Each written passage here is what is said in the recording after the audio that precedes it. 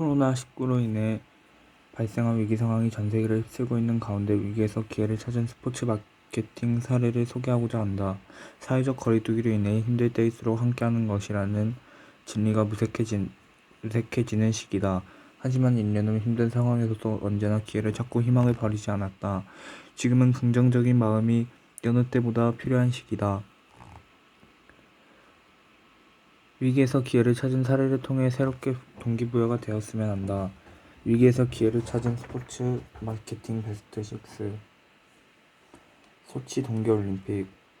2014 소치 동계올림픽 개폐막식 스토리에 스토리를 입히다. 2014년 소치 동계올림픽 개막식 때 일이다. 소치 동계올림픽은 동아기를 통틀어 가장 화려한 개막식으로 화제된다. 러시아는 올림픽 개막식을 통해 한때 미국과 대등한 위치를 차지하고 있던 과거 러시아 영광을 재현하면서 여전히 강한 러시아의 이미지를 전 세계에 보여주려고 노력했다. 개막식은 2014년 대회라는 점을 강조하기 위해 20시 14분을 시작 시간으로 정했다. 폐막식도 20시 14분에 진행했다. 개막식은 20시 30분 동안 2시간 30분 동안 말 그대로 환상적인 무대를 보여주었다. 딱 하나 빼고 바로 5개 눈꽃이 퍼져서 오륜기로 변하는 퍼포먼스에서 사고가 발생한 것이다. 5개의 고리 중 오른쪽에 있는 고리가 펴지지 않은 것이다. 개막식의 절정이자 하이라이트를 제대로 망쳐버린 러시아는 세계적인 조롱과 국제적인 망신을 당했다. 올림픽 정도 되는 메가스포츠는 리허설 장면을 별도로 준비해서 만일의 사태를 대비한다. 러시아는 사고가 발생하자마자 현장 중계를 중지하고 사전 녹화한 리허설 장면을 급하게 내보냈다. 하지만 전세계 시청자들은 이미 이 장면을 지켜본 뒤였다. 오륜기를 담당했던 기술자가 사망했다는 소식이 전해졌다. 러시아는 두고두고 남을 개막식 흑역사를 극복하기 위해 고심했다. 소치 동계올림픽 폐막식이다. 러시아 푸틴 대통령이 지켜보는 가운데 대형 올림픽 오륜기가 경기장 바닥에 아름답게 형상화되었다. 출연진들은 개막식 당시 기계 고장으로 사륜기에 그쳤던 해프닝을 다시 연출했다. 그리고 펼치지 않을 듯 보이던 마지막 링이 마침내 활짝 펴졌다. 러시아 동계올림픽은 전체 예산이 56조 원에 달하는 대형 프로젝트이다. 2018 동계올림픽 전체 예산이 13조 8천억 정도였는데 러시아가 올림픽을 얼마나 중요하게 생각했는지 보여주는 대목이다. 한 나라의 이미지를 좌지우지할 국제 이벤트에서 벌어진 실수를 대담하게 다시 연출하고 이를 정면으로 돌파한 사례는 위기를 적극적으로 극복하려는 자세를 보여준 대표적인 스포츠 마케팅 사례로 꼽힌다. 두 번째, 슈퍼볼 3쿼터 블랙아웃. 누구보다 빠르게 남들과는 다르게 미국에서 슈퍼볼은 종교와 같은 의상을 가지고 있다. 특히 역대급 화제와 역대급 경제 효과를 몰고 오는 슈퍼볼은 미식 축구 팬이 아니더라도 전 세계가 주목하는 대형 스포츠 이벤트다. 미국에서는 슈퍼볼 기간만 되면 길거리에 우리나라 편의점 수준으로 각종 머천다이징 샵이 생기고 주요 도로와 공원에 팬파크가 열린다. 고층 빌딩은 슈퍼볼 광고를 위한 좋은 소재로 활용된다. 빌딩 여러 채를 동시에 활용한 슈퍼볼 랩핑 광고는 전 세계적으로 보기 드문 엄청난 스케일을 자랑한다. 사람들이 많이 모이는 장소에는 삼삼오오 무리를 지어 자신의 팀을 응원하는 모습을 쉽게 볼 수 있다. 슈퍼볼 생중계가 어려운 기내에서도 슈퍼볼 관련 소식은 수시로 업데이트될 정도다. 슈퍼볼 광고비는 2020년 기준 초당 2억 원 이상을 호가할 정도이다. 슈퍼볼 하프타임 쇼는 단순한 콘서트를 넘어 웬만한 메가 이벤트 개폐막식을 연상시킬 정도로 화려함을 자랑한다. 하프타임 쇼는 2쿼터 종료 후 쉬는 시간에 하는데 공연팀 대부분은 당대 최고의 스타를 초청한다. 역대 슈퍼볼 하프타임 쇼에는 마이클 잭슨, 브리트니 스피어스, 어셔, 저스틴 팀버레이크, 스팅, 케이티 페리, U2, 비욘세, 레이디 가가 등이 참가했다. 그런데 2013년 슈퍼볼 3쿼터 중간에 갑자기 정전 사태가 발생한다. 2014년 슈퍼볼은 뉴올리언스 메르세데스 벤츠 슈퍼돔에서 열렸는데 경기 관계자는 물론 모든 관중들이 당황했다. 35분 동안 경기가 지연된 가운데 사람들은 자연스럽게 자신의 스마트폰으로 시선을 돌리게 된다. 바로 이때 트위터에 광고 하나가 울려온다. 바로 그 유명한 오레오 광고다. You can still dunk in the dark. 오레오를 어둠 속에서도 우유에 담가서 먹을 수 있다는 재치 있는 문구가 인상적이다. 이 트윗 광고는 순식간에 확장되었다. 당시 이 트윗은 15,000번 넘게 리트윗되었다.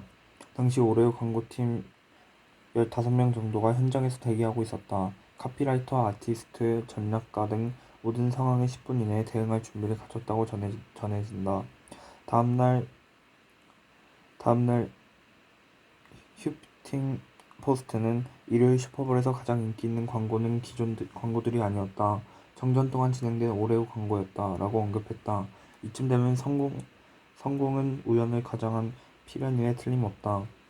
수억 원을 투입한 광고보다 높은 가치를 평가받은 오레오 트윗 광고는 2014년 슈퍼볼을 가장 화려하게 장식했다. 누구보다 빠르게 남들과는 다른 오레오 광고였다. 세 번째, 박항서 제2 성공신화 스토리. 고개 숙이지 마라. 하노이에서 약 1시간 정도 떨어진 곳에 베트남 축구협회가 있다. 베트남 축구협회 내에는 박항서 감독의 관저가 있는데 2018년 5월 박항서 감독님을 관저에서 직접 만날 기회가 있었다. 박항서 감독은 TV에서 보는 것처럼 소탈하고 인간미를 풀씬 풍겼다. 박항서 감독님과 식사하는 내내 한국 사람들뿐만 아니라 베트남 사람들까지 사진과 사인 요청이 들어왔다. 박항서 감독은 싫은 대색 하나 없이 그들의 요구를 친절하게 다 받아주었다. 한국인으로서 자부심이 느껴지는 순간이었다. 박항서 감독은 2002년 한일 월드컵 당시 히딩크 감독 수석 코치로 한국 4강 진출 신화를 이뤄내며 이름을 알렸다. 하지만 같은 해 열린 부산 아시안게임에서 동메달에 그쳤다는 이유로 3개월 만에 경질된다. 이후 포항 스틸러스와 전남 드래곤즈에서 각각 코치와 기술 고문으로 재직하던 2005년 창단한 경남FC 초대 사령탑으로 취임했다. 이어 전남 드래곤즈를 거쳐 상주 상무 감독으로 재직했다.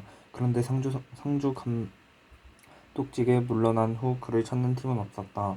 더 이상 물러날 곳이 없었던 상황에서 박항서 감독에게 손을 내밀어준 곳은 베트남이었다.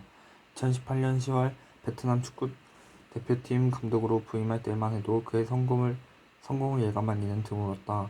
박항서 감독은 베트남이란 낯선 무대에서 대한민국 축구가 배고팠던 시절 박항서 감독이 발휘했던 리더십을 발휘했다. 그런데 놀라운 일이 벌어졌다. 먼 이웃나라에서 베트남에서 박항서 매직이 통하기 시작한 것이었다. 이제 베트남 축구는 박항서 감독 이전과 이후로 나뉜다. 베트남에서 국민 영웅으로 부상한 박항서 감독은 난 한국에서 루저였다. 선택의 여지가 없었다고 밝히고 있다. 이번이 마지막일지 모른다는 절박함이 만들어낸 극적인 반전은 모든 이들에게 기감이 될 만하다. 끝날 때까지 끝난 게 아니다. 2012 런던 올림픽은 최초의 소설 올림픽이다. 런던 올림픽은 스마트폰, 태블릿 PC 대중화가 이뤄진 시점에서 열린 대회로 트위터, 페이스북, 유튜브 등 SNS 매체를 적극적으로 활용했다. 런던 올림픽의 또 다른 이름은 소설올림픽이다. 2018 동계올림픽은 평창 동계올림픽은 어땠을까? 온 국민 염원을 담은 2018 동계올림픽은 시작은 불안했다. 북핵 이슈, 개폐회식 추이, 폭설, 강풍, 제천화재, 성화 일정 취소 등이 그것이다. 이런 와중에 최고의 인기 스포츠인 북미 하키 아이스리그가 불참을 선언했다. NHL은 아이스하키 시장이 합산 한국에서 열리는 올림픽 참가가 글로벌 시장 확대 측면에서 득이 될 것이 없다고 판단한 것이다. NHL 불참 선언 등으로 평창 동계올림픽은 큰 타격을 입었다. 해외 입장권 판매, 중계권료 수익 감소 등 결과를 가져올 것이 불보듯 뻔했기 때문이다. 특히 미국 내 올림픽 중계방송사인 MBC가 커다란 타격을 받았을 것으로 예상되었다. 한국과 다르게 미국에선 MBC만이 올림픽을 중계한다. 소치 때보다 24% 증가한 963만 달러의 금액을 IOC에 지불하고 독점 중계권을 확보한 MBC에는 초상집 분위기가 감지되었다. 이러한 상황에서 북한 참가는 평창 동계올림픽에 큰 호재로 작용했다. 여자 아이스하키 단일팀 구성으로 공평한 기회 박탈이라는 부정적 여론도 형성되었지만 북한 선수단 참여는 평창 동계올림픽의 평화를 상징하는 대회로 거듭나는 데 기여했다. 88 올림픽 이후 20년 만에 열리는 평창 동계올림픽은 입장권 판매율 목표 대비 100.9%라는 성과를 달성하며 성공을 거두었다. MBC 역시 북한 참가로 기사회생에 성공한다. 대중들에게 하나의 메시지도 제대로 전달하기 힘든 환경이다.